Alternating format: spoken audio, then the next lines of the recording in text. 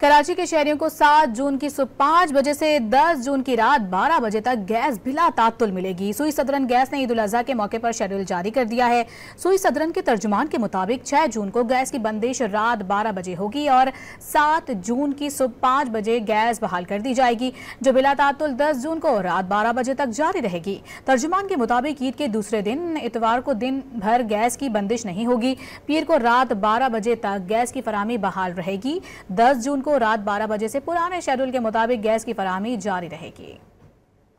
कराची के शहरियों को 7 जून की सुबह 5 बजे से 10 जून की रात 12 बजे तक गैस बिला तात्तुल मिलेगी। सुई सदरन गैस ने ईद उल अजहा के मौके पर शेड्यूल जारी कर दिया है।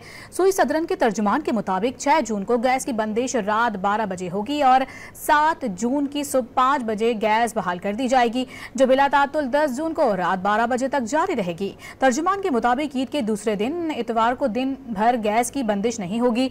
पीर को रात 12 बजे तक गैस की फराहमी बहाल रहेगी।